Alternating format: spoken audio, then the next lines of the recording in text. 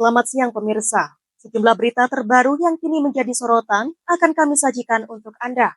Sama saya Indah Cahya dalam Breaking News, inilah berita selengkapnya.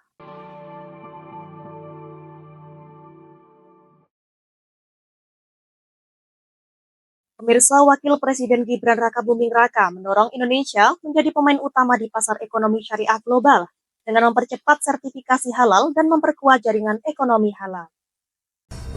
Indonesia saat ini memiliki 2,2 juta pelaku usaha dan 6,3 juta produk bersertifikat halal, serta menempati peringkat 3 besar indeks ekonomi Islam global. Namun posisi ekspor produk halal Indonesia masih di peringkat ke-8 dunia. Pemerintah terus mempercepat sertifikasi halal mendukung Bank Syariah Indonesia dan mengembangkan destinasi wisata ramah Muslim yang telah membawa Indonesia meraih predikat Top Muslim Friendly Destination tahun 2023 dan 2024. Oleh sebab itu, pemerintah di bawah kepemimpinan Bapak Presiden Prabowo terus berupaya membangun ekosistem ekonomi syariah yang berdaya saing, inklusif, dan membawa keberkahan bagi masyarakat. Di KTT D8, Bapak Presiden menegaskan dukungannya terhadap pengembangan ekonomi syariah dengan menciptakan halal value chain melalui jaringan ekonomi halal yang terus diperkuat. Gibran menegaskan pengembangan ekonomi syariah adalah bagian dari visi nasional untuk menciptakan sistem ekonomi yang adil dan inklusif, sekaligus menjaga nilai-nilai budaya bangsa. Demikian laporan, Java TV melaporkan.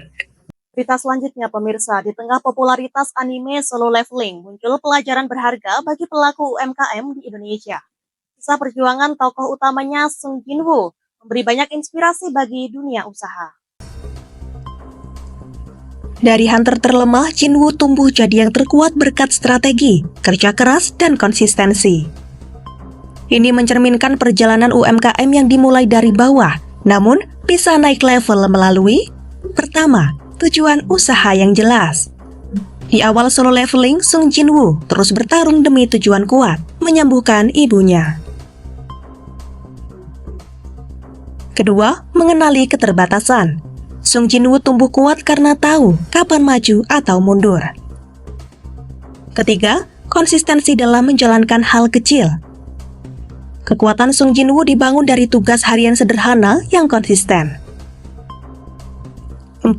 Adaptasi terhadap tantangan. Seperti Sung Jin-woo yang terus beradaptasi menghadapi musuh baru, UMKM juga harus sigap menyesuaikan diri dengan tren dan persaingan. 5. Investasi pada diri dan bisnis.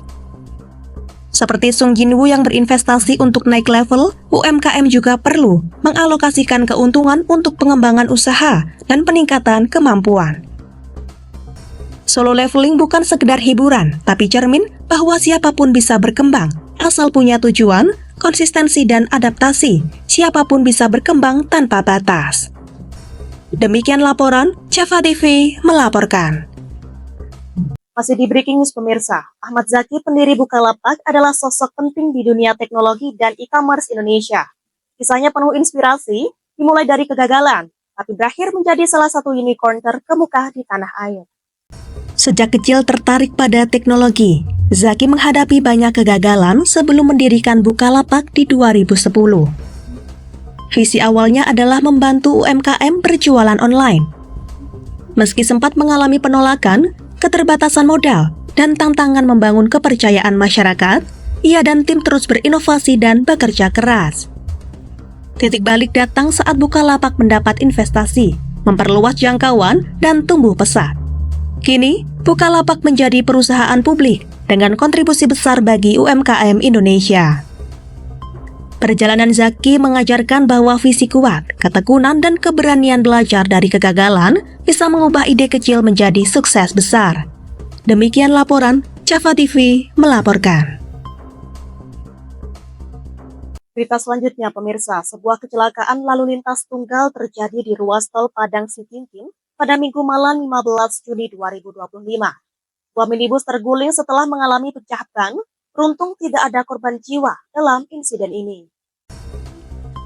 Kecelakaan terjadi di KM 23 jalur A Tol Padang Sicincin sekitar pukul 19.51 waktu Indonesia Barat. Minibus Mitsubishi Pajero Sport bernomor polisi BA111EQ terbalik setelah ban depan kirinya pecah secara tiba-tiba. Kendaraan berwarna putih tersebut dikemudikan oleh Ardimen, warga Limakaum, Tanah Datar, yang saat itu sedang melaju dari arah Padang menuju Kapalu Hilalang dengan kecepatan sekitar 80 km per jam. Cuaca di lokasi saat kejadian dilaporkan dalam kondisi hujan, yang diduga turut memperburuk situasi saat pengemudi kehilangan kendali. Meski tidak ada korban jiwa, kepolisian mengimbau para pengendara untuk tetap waspada, terutama saat berkendara dalam kondisi hujan. Demikian laporan, Java TV melaporkan.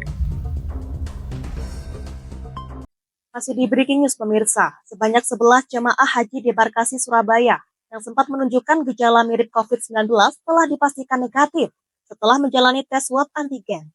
Para jemaah berasal dari Tulung Agung, Kediri, dan Trenggalek. Bidang Kesehatan PPIH di Barkasi Surabaya, Rosidi Roslan. Gejala yang dialami para jemaah seperti flu dan batuk diduga disebabkan oleh kelelahan usai menunaikan ibadah haji.